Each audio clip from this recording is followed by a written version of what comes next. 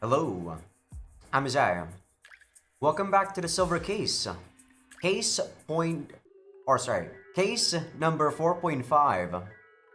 So, as usual, I just came back from the gym and ate some food, and here I am, back again with some more The Silver Case.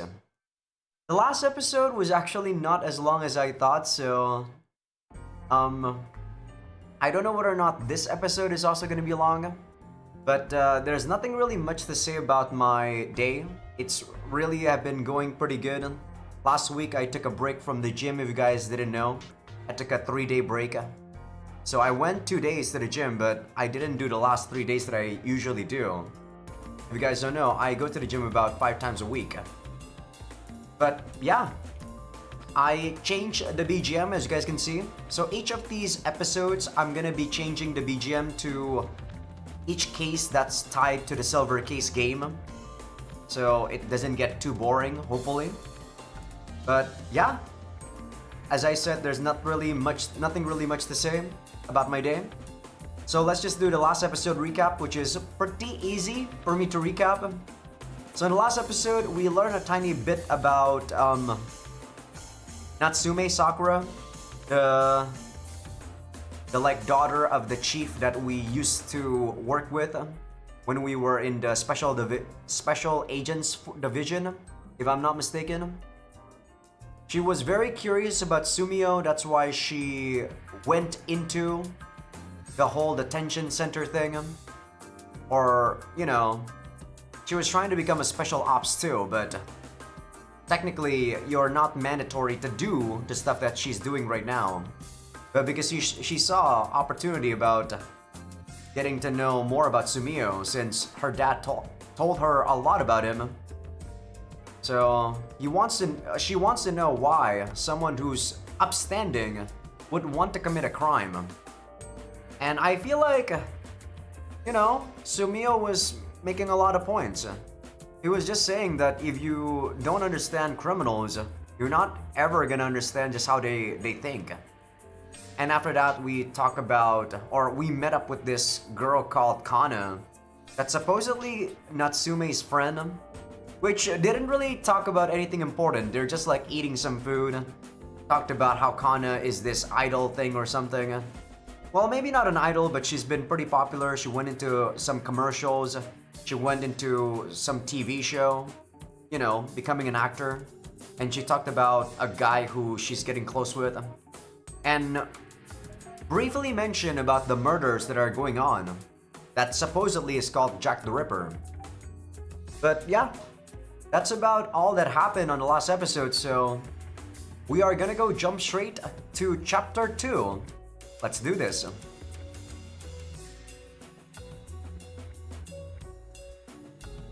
Sorry, it took a while for my for my browser to load there.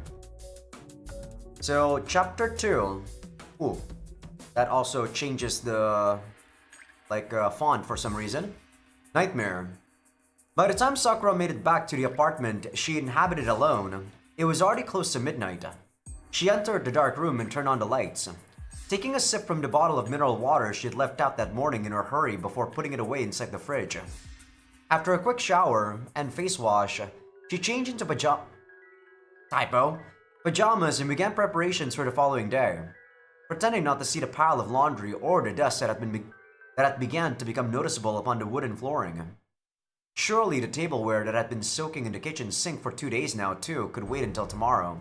That's disgusting! And she's supposed to be a female? I thought female was supposed to be, you know, more of a clean freak than guys. Sakura flopped into bed. It was the first time in ages she'd gone to a fancy restaurant or chatted about meaningless nothings with a female friend. Remembering her carefree student days eased the stress she'd constantly been under as of late. Even the weight of the particulars of her meeting with Kodai, which had left a lingering discomfort in her chest, had been lessened thanks to Kana's teasing. Before the feelings of warmth could vanish, Sakura sank into sleep. A frail gray light shone down from somewhere high above. It was gloomy. Before her stood rows of buildings like towers, which were covered with a dome-like roof. The area was huge. Several faint lights shone from the tower-like buildings in yellow, red, and green. They looked almost like giant Christmas trees. A low sound, like the buzzing of a bee, could be heard. The space was open, yet closed. Many small things moved about within the gloom. There were children. The children, with their vacant stares, were performing some sort of task with sluggish movements. What are you all doing? Where are your parents? Sakura awoke in a cold sweat. For a moment, she wasn't sure where she was. Still lying down and moving only her eyes, she surveyed her surroundings, seeing a cloudy gray sky through the gap in the closed curtains. So she was dreaming about her time back when she was still, a prototype Sakura Ayame. Or sorry, not Sakura Ayame. Ayame Mo something, I forgot. It's the AM project along with the KM project that we're a part of. Right. This is my room in Ward 24. Where did that dream come from? And after I got to see Kano for the first time in ages and had so much fun too. Her heart was still pounding. What a horrible dream. It was a familiar nightmare, one she'd had on occasion since childhood. It wasn't like there were any scary monsters, and she wasn't being chased by anybody. But whenever she dreamt of the dark place, it was always a bad one. Once, she had suddenly begun to cry and yell in the middle of the night, and had to be woken up by her father. But her father was dead, and her mother had died long ago, before Sakura could even remember. No matter how unsettling the dream, there was no one around to wake her up anymore. Gotta get a hold of myself, Sakura said aloud, gathering her strength and sitting up. Checking the clock on the bedside table, she saw that for some reason it read 3 a.m. She reached out reflexively and grabbed it with both hands, pressing it to her ear. It had stopped. What? Sakura ran to the living room in a panic and turned on the TV. 7:15 showed in the upper left corner of the news program on screen. Her lectures for the day began at 8 a.m. No goddamn way! Perhaps thanks to her daily discipline, Sakura somehow managed to get herself together in 15 minutes. No, I don't think that's because of discipline. That is literally because she's low on time. In exchange, her room looked like a burglar had been rifling through it. But it wasn't like there was anyone around to complain. She locked the door and ran down the hallway, hurrying down the stairs. Sakura's apartment was on the fifth floor, but she had absolute confidence that taking the stairs would be faster than waiting for the elevator. As she made it to the entrance hall, she saw her neighbor, Shinami Otomo, coming in through the front door. Shinami was a proprietor of a late-night diner on the outskirts of Area C. It was a cozy restaurant. Is cozy supposed to be with an S? Interesting. Primarily serving sandwiches, burgers, and homemade pies. And despite being open into the night, never stocked so much as a drop of alcohol. Really? Even still, the diner had seemingly become popular with those who worked the graveyard shift. The party people who stayed out all night seemed to have good things to say about it too, and business was set to be booming. Good morning. Are you going somewhere? Shinami asked. Her face seemed tired, probably since she was just getting home from work, but her makeup was still flawless. It had just gone 6 months since she had moved to these apartments and made Shinami's acquaintance, but Sakura had still never seen her without it. I really dislike novels, man, sometimes. As I said, sorry that I'm cutting the audiobook segment, but I really do wish novels don't just use big words. I do feel like it's more pretentious than anything. I guess this is what it means to be a literature person, I don't know. At first, she had always thought of her as a mysterious woman who always stayed out all night and returned first thing in the morning. But upon striking up a conversation, had found her to be a charming and friendly woman, and they got along well. Sakura, who rarely got out of the institute at a time when going shopping was possible, also found herself stopping by the diner often. Sakura guessed that she was roughly in her mid-30s, but still wasn't sure whether or not she was correct. Good morning. Yeah, I'm just barely going to make it on time. Your face is so pale. Are you eating properly? Shinami asked disapprovingly, looking closely at Sakura's face. I'm fine. I just haven't eaten today because I overslept. Alright, well, I better get a move on. She answered hurriedly and walked out of the door. Come by my place one of these days. I'll fix you up a proper meal. Tossing a wave back in the direction of Chinami's voice, Sakura began sprinting towards the station. Her schedule for the afternoon was hastily decided to be field training in the form of observing an autopsy. When a body requiring an autopsy turned up, the institute would be contacted and the students would attend one small group at a time when it was carried out at the medical university hospital. That afternoon, it was Sakura's group's turn. The white-tiled autopsy room was filled with the smell of blood and chemicals. The surgeon sliced efficiently through the cadaver's skin. I don't know what cadaver means, but I guess it's a corpse, maybe. With a frighteningly sharp scalpel, scooped out the internal organs and examined the location of the fatal wound. The body was that of a young man who had been shot to death using an illegally owned handgun. Here, this is the gunshot wound. You can see burns from the gunpowder here on the skin. The bullet entered here, passed through the lung like so, and came to a stop after shattering the vertebral column. He probably died instantly. The doctor explained to the students as if it were a chat, pointing at locations in the body.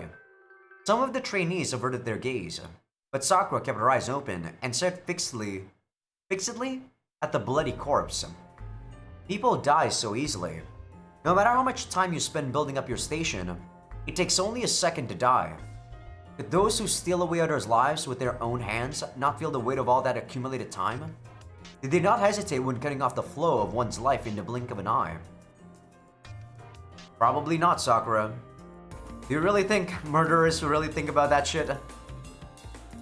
Sakura hadn't even been able to say her final goodbyes to her father's body. The top brass from public safety had decided that the state of his body was unfit for viewing by the family. And so the lid on his splendid casket had been nailed shut, sent straight into the crematorium's incinerator after a lavish service. See?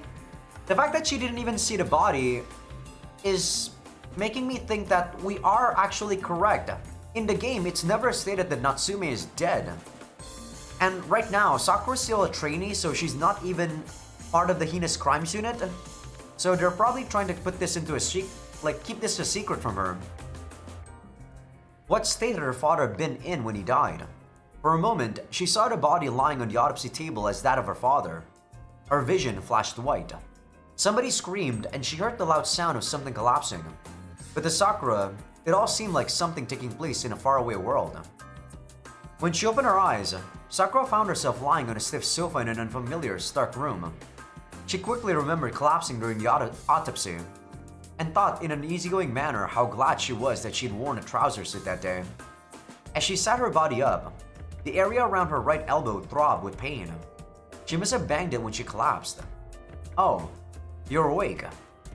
A desk stood on the opposite side of the room, from which the doctor who had earlier performed the autopsy looked over at Sakura. She appeared to be in the doctor's lounge. You fainted. The others left already. What a cold bunch. Oh no, I would have done the same. Thank you for taking care of me. I'm so embarrassed, Sakura said, getting to her feet and bowing her head. It happens all the time. Don't worry about it. Whether you like it or not, after a few years as a full-fledged investigator, you won't so much as flinch at the sight of a body. You still look pale. Sorry, had to cough there. Should we run a blood test? I've got students loitering around who want practice drawing blood samples. If you let them do it, you can have it for free. You'll end up with a bunch of failed needle marks on your arms that'll bruise you up. Nice and good like a junkie though. Ugh. I think I'll pass, thank you. Sakura smiled and bowed her head once more. Excuse me then. Retracing the route she had taken to get there, Sakura walked down the hall and got into the elevator. Disembarking on the first floor, she entered a reception area packed with general outpatients. As she headed for the front entrance, she was struck by mild dizziness. To tell the truth, she hadn't had a proper meal all day. She had been summoned immediately after her morning lecture had ended, and come here. She hadn't even had time to grab lunch. All she'd had were boiled mince sweets she'd got from another member of her group on the way there. Even without the autopsy observation, she probably would have at least been anemic. Man, there's so many typos.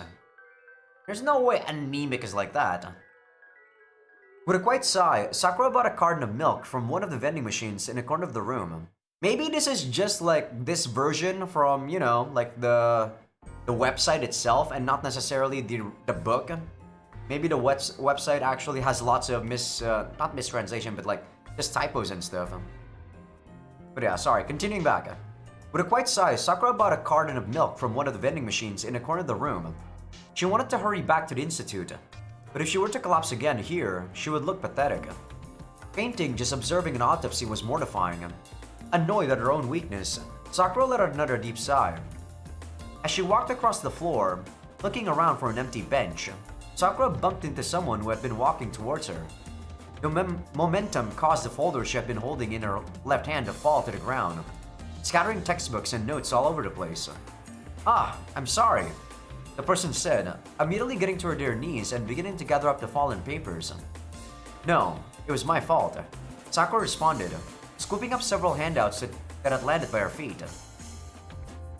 "Beginner's Guide to Forensic Pathology? Are you studying medicine?"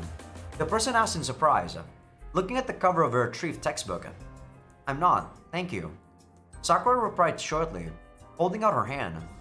For a moment, the other person stared blankly at Sakura. "Huh? Oh, right." Face reddening, they quickly handed over the gathered textbooks and folder to Sakura. He was a tall young man.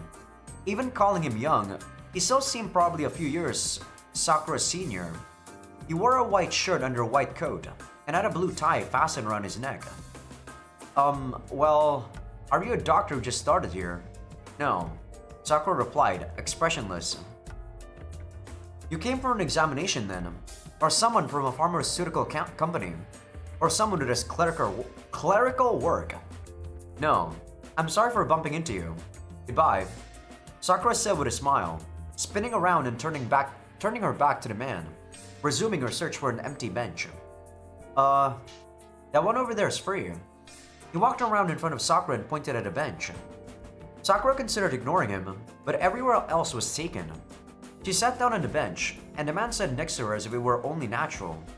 She scowled a little, and he smiled back. "It's good to take in calcium when you're annoyed.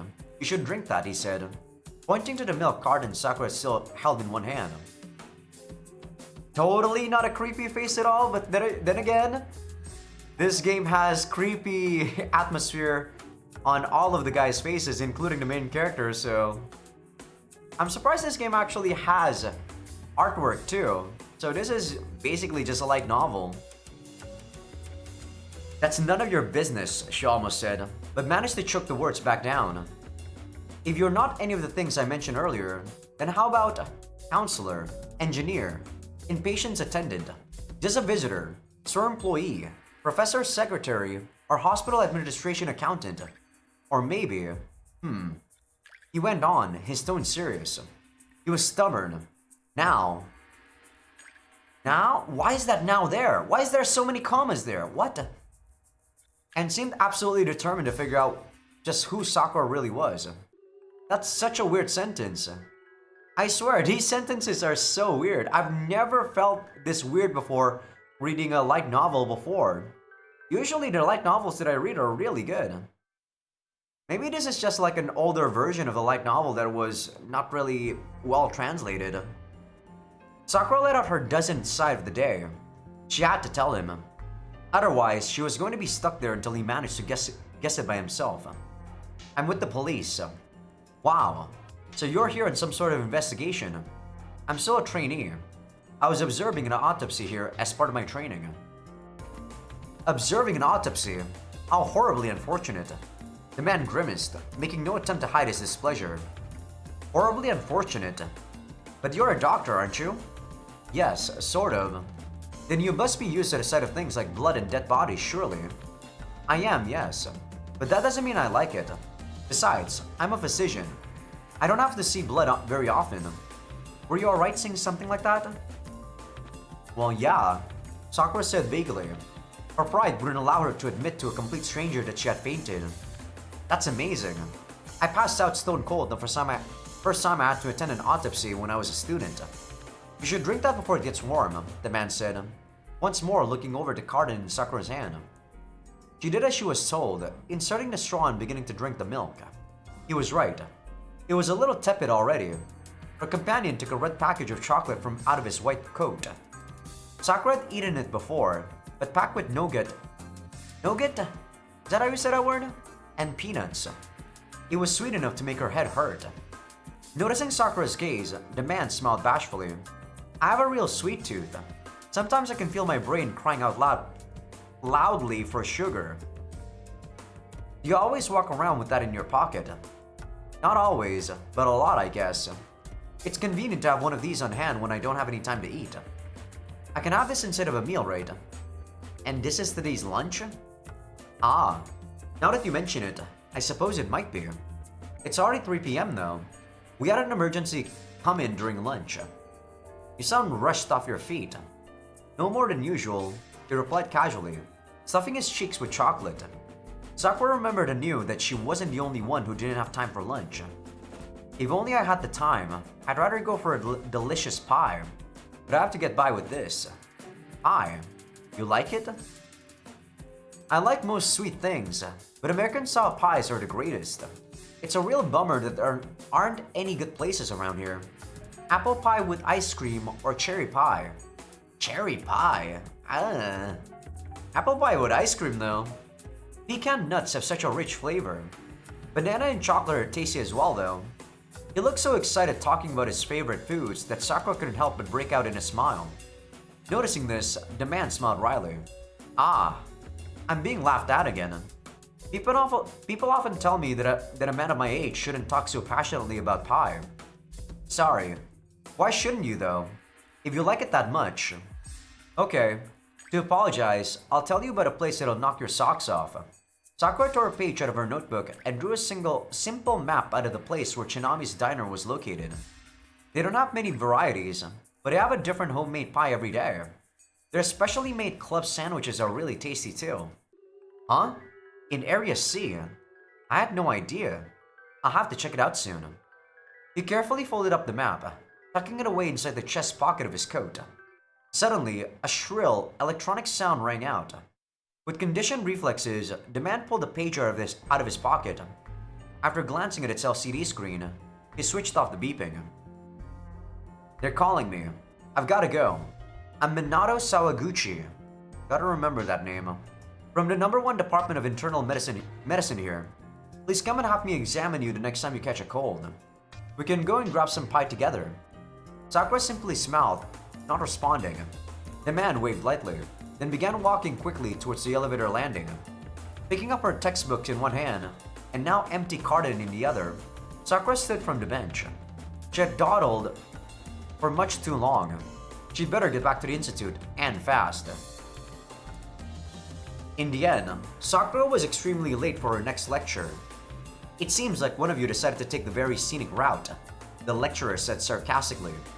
But she had come expecting this, and didn't let it bother her. Even after her classes for the day were over, Sakura stayed behind in the reference room using borrowed notes and the materials there to refresh herself on what she had missed of the lecture. As usual, it was quite late into the night when Sakura finally returned home. She unlocked the door and went inside, noticing that the green light indicating a message on her answer phone was blinking. Turning on the lights, she played back the message as she changed. This is Kana. Are you out again? You really should go home early sometimes. There's something I want to talk to you about. Maybe I'm just being overly self-conscious. I don't know, but sometimes I feel like somebody's following me. There are other things that are kind of bugging me too. Call my mobile when you get back. I'll try again soon too. Laters. Sakura's hand stilled as she went to put her suit back into the closet, and she replayed the message one more time. I don't know, but sometimes I feel like somebody's following me. Kana was a model. Oh, she was a model, sorry, not an actor, my bad. And she'd recently started appearing on TV too. Maybe occasionally a fan would spot her out and about in town, take things too far and follow her around. If that was all, then it wasn't really all that worrying yet. But if somebody took it to the extreme. Sakura picked up the cordless phone and dialed Kana's mobile number. After ringing a few times, she was connected to the answering machine. Apparently, either her phone was switched off, or she was in a place where she was unable to receive calls. It's Sakura. I got your message about feeling feeling like you're being followed. Whether you're imagining things or not, try to avoid going out by yourself right now, especially at night. You must have your manager, someone from your agency or someone like that, right? Even that supposed boyfriend of yours, have one of them escort you home, and don't let them out of your sight until you reach your apartment. Don't let them out of your sight until you've unlocked the door and looked around inside. Okay, I was gonna say, is that a typo? Because that's the same thing, but no. It might be a good idea to put in a call to your local police station too. It might be making a... I think that should be I might be making a big deal out of nothing, but do it anyway. Typo again? Geez, so many typos just in this chapter. Don't leave it until something's happened and it's too late. You said to yourself that you're a 22-year-old woman of unparalleled beauty, Kana. You can never be too careful. I'll check back later. Be sure to take care, won't you? Sakura spoke without pause, wondering if she had forgotten to mention anything. That should do for now. Time to wait to hear the full story from Kana directly, and then discuss it together. Even after she had hung up the phone, Sakura was unable to swallow her unease. Rationally speaking, she knew that she was probably just overthinking things. There was still no proof that someone was out to get Kana either. But even still, she felt an odd sense of foreboding. Searching for its source, Sakura flashed back to the words she had uttered moments earlier. A 22-year-old woman of unparalleled beauty. Those were the words Kana had used before when they had been talking about the serial killer, Jack the Ripper. No way. It's not possible. I need to stop letting my thoughts get so negative like this. Kana has always liked lighting up the room, and she said that she hasn't been going out much by herself since she started accruing a bit of name recognition. It's okay. I've just been reading too many criminology texts, and it's making me jump to conclusions associating everything with heinous crimes. Such a bad habit. Kana would be pissed at me if I told her. Actually, no. I'm pretty sure she'd laugh it off. Sakura tried to reassure herself, but struggled to quell the anxiety once it had reared its head. Alright, I'd better do the laundry. I don't have any blouses to wear tomorrow. I should do the dishes and tidy up too. Much more productive than sitting around overthinking things. Sakura said to herself, forcing her thoughts to turn towards housework. The woman pulled into the underground car park beneath her apartment building, parking in her own space. She got out of the car and locked it, shouldering a well-used Boston bag and walking towards the nearby elevator hall. The bag was crammed with items such as makeup tools for work, and was quite heavy as a result, but she was used to it. The woman's movements were graceful, the heels of her flats clicking as she went. Her well-proportioned body and long legs were clad in a rough jumper of gray cotton and black trousers. Her well-groomed light brown hair was swept back simply with a clip. It wasn't far now until she made it to the brightly lit elevator hall. That was when, all of a sudden, the man appeared from the shadows of the pillar right in front of her. "What are you doing here?" She looked up at the man's face with an expression of puzzlement. He was tall. "I suddenly had to see you." He smiled. The woman hesitated, but reluctantly reciprocated the smile. "I wish you'd call first. I want to surprise you. I remembered the place from when I saw you off before, so I thought I'd come directly." Sensing something odd in his tone, she frowned. "Well, you surprised me plenty, so run along home. And don't go doing something like this again, okay? That would be a real shock." The woman approached the elevator hall, irritated. It seemed so lovely when they first met, but right now he was starting to creep her out. "Don't make that face at me," the man said in a sad-sounding voice. "There's something I want to ask you. It's very important. Come a little closer, okay?" She tried to turn and flee, but the next second, she felt herself being grabbed tightly by the arm. The bag on her right arm fell to the ground with a heavy thud. Just before she could scream, something cold was pressed flush against her throat, and her voice caught with fear. "Don't make a scene. Come on, what are you so afraid of?" he whispered next to her ear. The woman prayed frantically for one of the other residents to come out, but nobody appeared in the deserted car park. Okay, so I don't know who this is. Is this supposed to be portraying Kana? And the guy who she seems to really like was that guy she was talking about in chapter 1? I don't know. So far, that's the only possible conclusion, right? It would only make sense that the pacing would go to that direction after what they were saying with Kana's message. But yes, I feel like novels are always like this, aren't they? I guess it's the same as visual novels technically. There's always like lots of stuff that you just don't care about. Which definitely gives these people more character. Like the fact that, what is it? Sakura's home is very untidy and she's prone to overthinking. And she saw that doctor and whatnot. I feel like every people that we got introduced, especially ones with names, are gonna be very important to the story though. So that Minato guy, Minato Sawaguchi, he might be a potential candidate for Jack the Ripper. Because he is male, but you never know. Maybe Jack the Ripper might also be female. But considering right now, we're in the perspective of this victim that we don't know anyone or that we don't know about, which I think could be Kana. And he's saying, or she's saying that this is a he. Either this is a red herring or we'll see. We'll see. So the culprit couldn't be a female. At least that's what the story is trying to imply. But you never know, man. The silver case has so much twists and turns that they try to like really make you think in a different direction. You know, they try to manipulate the amount of information you get. I don't know if that's gonna be the same way when you're reading a book like this, but in game format, it's very, very difficult to actually know what the hell is going on in the silver case. In this one, so far, it's not really that difficult. But yeah, I guess this is actually where we're gonna end the episode. So I guess each of these episodes are gonna be about 30 minutes long.